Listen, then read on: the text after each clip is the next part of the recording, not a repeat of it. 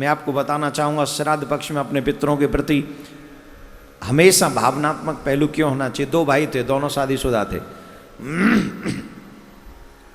दो भाई थे, दोनों भाई शादीशुदा थे। बड़ा भाई जो था वो पैसे वाला था।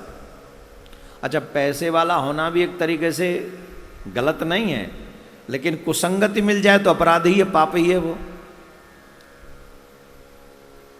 अधिकांश पैसा व्यक्ति को गुमराह कर देता है, भ्रमित कर देता है, दूषित कर देता है। जब पैसा आता है ना चारों तरफ से, तो व्यक्ति फिर अभिमान की तरफ जाता है, भगवान की तरफ नहीं जाता है। तो वो बड़ा पैसे वाला था, छोटा थोड़ा सा ऐसा था, किसी दिन मिल गया किसी दिन नहीं मिला। वो ऐसा था, अलग अलग रहते थे, दोनों अलग अलग रहते थे। श्राद्ध पक्ष का समय आया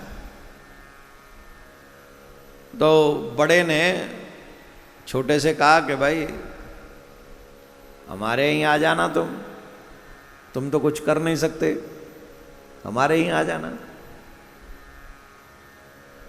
बड़े भाई ने बुलाया।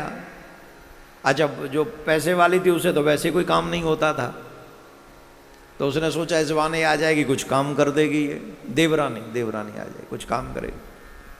और वो बड़ी अच्छी थी, श्रद्धावान थी, छोटी वाली बड़ी भक्त थी, भजन इत्यादि भी करती थी, पितरों का भी बड़ा समर्पण करती थी। लेकिन घर की कंडीशन उसकी ठीक नहीं थी, तो उनके पिताजी का, पितरों का श्राद्ध रहा।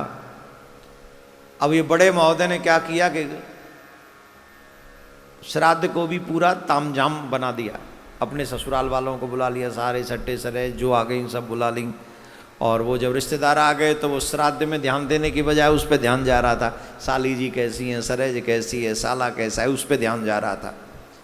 लेकिन क्योंकि पंडित जी आए थे तो पंडित जी ने कहा कि भाई कुछ हवन इत्यादि कर दो।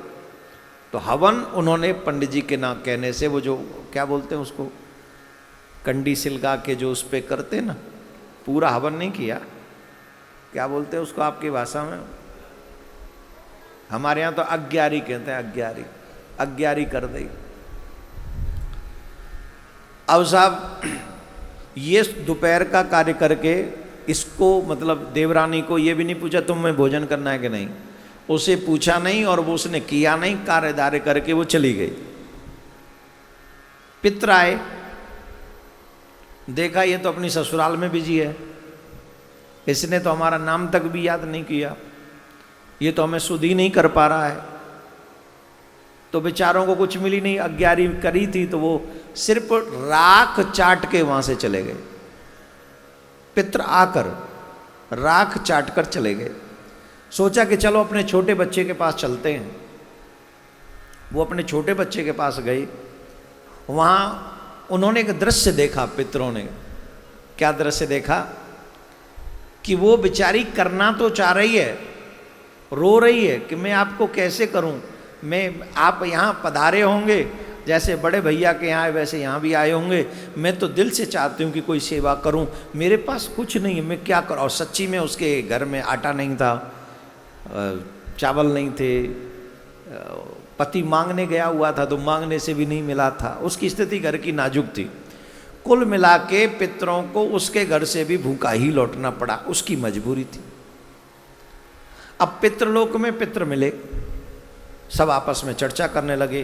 कई पितर कह रहे थे अरे हमारे बेटे ने तो हमें बढ़िया सा हलवा खिलाया, पूड़ियाँ बनाई, कचौड़ियाँ बनाई, अरे हमारे बच्चे बहुत। कई लोग कहते हैं अरे हमारे ने तो मन से नहीं किया पर किया था, ठीक है। लेकिन अब इनकी बारी आई, इनसे पूछा भाई बताओ आपका क्या हुआ। अरे बोले क्या बताएं, जिस पे था उसने किया नहीं, वहाँ से तो राख चाट के आ गए, और जो करना चाहता था उस पे है नहीं, हम क्या करें, हम तो भूखे ही लौट आए वहाँ से। अचानक से उस परिवार के सभी पितरों ने सोचा कि कितना गलत है कि जिसके पास है वो हमें याद भी नहीं करता, और जिस पे नहीं है वो करना चाहता है, तो हम क्या करें। तो वो पितृलोक में नाचने लगे, और नाच नाच के कहने लगे छोटे के पास पैसा हो जाए, छोटे के पास पैसा हो जाए, छोटे के पास पैसा हो जाए, इसके पास पैसा होना चाहिए। तो हुआ क्या, उसी दिन, उसे एक दो दिन बाद उसके बच्चे, छोटी देवरानी जो थी, छोटी जो बहू थी, उसके बच्चे कहने, माँ भूख लग रही है, 2 दिन से कुछ खाया नहीं, खाने को दे दो। अब माँ के पास तो बाकी कुछ था नहीं, तो माँ ने कहा अरे बाहर नाद है, नाद समझते हो? नाद, हाँ, वो बड़ी सी होती है जिसमें भैंसों के लिए पानी भरते या कभी कभी कुछ इकट्ठा करते सामान, नाद होती है हमारे यहाँ ब्रज में। तो उसको भी पता था कुछ नहीं है, तो उसने बच्चों से कहा जाओ बाहर नाद रखी है, उसमें जो मिले मिल बांट के खा लो।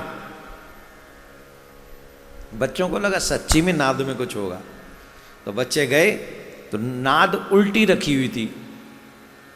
उस नाद को सही किया उन्होंने, तो जब नाद उन्होंने पलटी तो उस नाद में हीरा जवाहरात पूरा खजाना मिल गया उन बच्चों को, पूरा खजाना।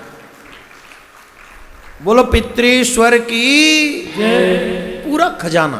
अब तो बच्चे चिल्लाए, माँ माँ देखो ये क्या है, ये क्या है, ये क्या है। अब तो महाराज वो गए और जाके माँ ने देखा तो उसने अपने पति को बुलाया, लगता है ये तो देवीय कृपा है, देवीय कृपा है।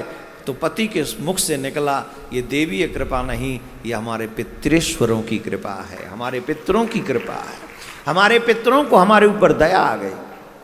अब देखो ये अपने बड़े भाई से भी बड़ा धनवान हो गया और वो धीरे धीरे धीरे धीरे कंगाल हो गया। कंगाल क्यों हो गया? क्योंकि उसने अपने पितरों को होते सोते भी, होते हुए भी उसने नहीं किया हृदय से। जिस पे नहीं है उससे पितर रुष्ट नहीं होते। अपनी सामर्थ्य अनुसार एक पूड़ी ही खिला दो ब्राह्मण देवता को, ब्राह्मण भी न मिले तो गऊ को खिला दो, पितृ प्रसन्न हो जाएंगे। लेकिन होते सोते भी तुम अपने पितरों का कल्याण न कर पाओ तो फिर पितृरुष्ट होकर ऐसी दरिद्रता तुमको प्रदान कर देते हैं।